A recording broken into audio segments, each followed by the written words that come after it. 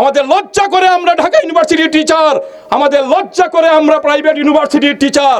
কারণ টিচারেরা আজকে দলীয় কুন্দলে জড়িয়ে যে পাঁচটা দলীয়ভাবে যারা জড়িত হয়েছে, সেই জন্য আজকে ছাত্রদের এই অবস্থা। ঢাকা ইউনিভার্সিটির প্রত্যেকটা হলের যে রুমে ছাত্ররা 100 জায়গায় 500 ছাত্র থাকে, এইগুলা ছাত্রলীগের টর্চার সেলে পরিণত করেছে ওরা। এবং এর পরিণতিতে কি হয়েছে, কালকে আপনাদেরকে সাধারণ ছাত্ররা ম্যাক্সিমাম হল থেকে বের করে দিয়েছে। মাননীয় অবৈধ প্রধানমন্ত্রী, এখনো সময় আছে। বাংলাদেশের মানুষের হৃদয়ের উপলব্ধি করুন। মাত্র ছাত্ররা আন্দোলন করছে। যদি ক্ষুধা না কাস্তে ছাত্রদের সঙ্গে অভিভাবকরা মাঠে নেমে যায়, আপনারা ছাত্রলীগ সহ আপনাদের একজনেরও পিঠের চামড়া থাকবে না ইনশাআল্লাহ। একটি স্বাধীন দেশে একটি মিছিল করা যায় না, স্বাধীন দেশে একটি মিটিং করা যায় না, স্বাধীন দেশে স্বাধীনভাবে মত প্রকাশ করা যায় না। কিসের বাংলাদেশ? আজকে আমরা স্বাধীনতা ভোগ করছি, আমরা 54 বছর হয়েছে স্বাধীনতা, কিন্তু স্বাধীনতার যে স্বাদ, সেই স্বাদ আমরা এখনো উপলব্ধি করতে পারি নাই।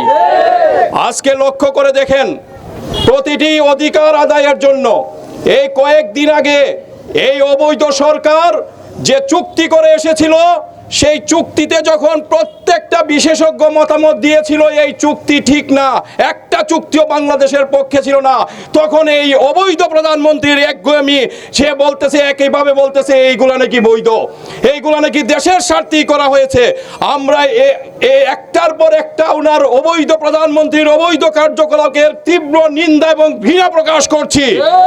আজকে যখন বাংলাদেশের ছাত্ররা, আজকে আপনার এই যে আমাদের এক বক্তা বলেছেন, আজকে বাংলাদেশের আপনারা যদি কোটা পদ্ধতি দেখেন, স্বাধীনতার সময় আমাদের দেশের মানুষ ছিল 7 কোটি 7.5 কোটি।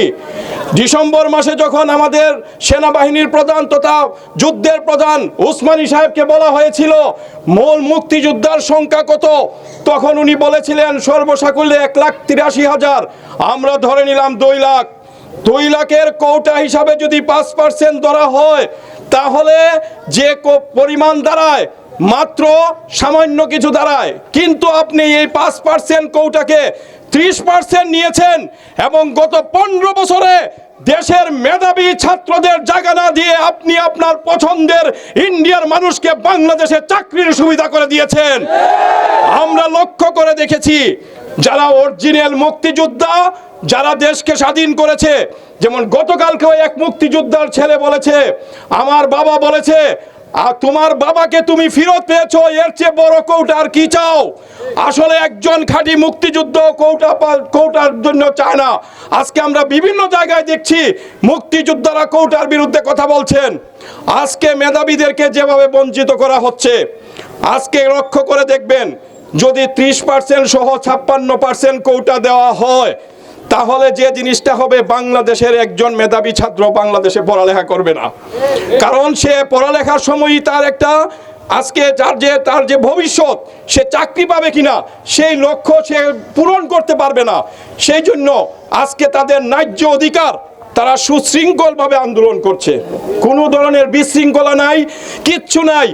আপনি প্রধানমন্ত্রী, অবৈধ প্রধানমন্ত্রী, 18 সালে আপনি একগুঁয়েমি করে, শুধুমাত্র আপনার একগুঁয়েমির জন্য এই কোটা সম্পূর্ণ বাতিল করেছেন। ছাত্ররা তো সম্পূর্ণ কোটা বাতিল চায় না, তারা বলছে 5% আপনি দেন, 5% প্রতিবন্ধীরে দেন, 5% অনগ্রসর জাতিকে দেন, ছাত্রদেরকেও একটা রাখেন। কিন্তু আপনি কোটাকে নিয়ে গেছেন 56%-এ আপনার ক্ষমতা টিকিয়ে রাখার জন্য, আপনার দলীয় লোকদেরকে জায়গায় জায়গায় সেট করার জন্য আপনি 56% করেছেন। আমরা এই কোটা প্রথা মানি না, এবং বাংলাদেশের আপনার সময় হয়ে এসেছে। আপনি যদি ছাত্র আন্দোলন লক্ষ্য করেন, এখন পর্যন্ত স্বাধীনতার আগ থেকে স্বাধীনতার পর পর্যন্ত একটা ছাত্র আন্দোলনও বিফল যায় নাই। ইনশাআল্লাহ ছাত্রদের যে ন্যায্য অধিকার ছাত্ররা শুরু করেছে, সেই অধিকার আদায় করেই তারা ঘরে ফিরবে ইনশাআল্লাহ। পীর সাহেব চরমুনায় আজকে মাত্র ছাত্র আন্দোলন গত কয়েকদিন আগের থেকেই ছাত্রদের সঙ্গে আছে। আপনারা দেখেছেন গতকালকে ছাত্র আন্দোলনের একটা ছেলেকে টিএসসির সামন থেকে, ইঞ্জিনিয়ারিং সামন থেকে ধরে নিয়ে টিএসসির ভিতরে এদের টর্চার সেল। আমাদের একটা পীর সাহেব হুজুর রাত্রে গিয়ে ওরা দেখছেন, তার হাত পা সব ভেঙে দিয়েছে মেরে। এরপরে আরো যদি লক্ষ্য করেন, আজকে প্রত্যেকটা ইউনিভার্সিটির টিচাররা কি বলতেছে, ওনারা বলতেছে আমাদের লজ্জা করে, আমাদের লজ্জা করে আমরা ঢাকা ইউনিভার্সিটির টিচার, আমাদের লজ্জা করে আমরা প্রাইভেট ইউনিভার্সিটির টিচার। কারণ টিচারেরা আজকে দলীয় কুন্দলে জড়িয়ে যে পাঁচাটা দলীয়ভাবে যারা জড়িত হয়েছে, সেই জন্য আজকে ছাত্রদের এই অবস্থা। ঢাকা ইউনিভার্সিটির প্রত্যেকটা হলের যে রুমে ছাত্ররা 100 জায়গায় 500 ছাত্র থাকে, এইগুলা ছাত্রলীগের টর্চার সেলে পরিণত করেছে ওরা। এবং এর পরিণতিতে কি হয়েছে, কালকে আপনাদেরকে সাধারণ ছাত্ররা ম্যাক্সিমাম হল থেকে বের করে দিয়েছে। মাননীয় অবৈধ প্রধানমন্ত্রী, এখনো সময় আছে, বাংলাদেশের মানুষের হৃদয়ের উপলব্ধি করুন। মাত্র ছাত্ররা আন্দোলন করছে। যদি ক্ষুধা না কাস্তে ছাত্রদের সঙ্গে অভিভাবকরা মাঠে নেমে যায়, আপনারা ছাত্রলীগ সহ আপনাদের একজনেরও পিঠের চামড়া থাকবে না ইনশাআল্লাহ।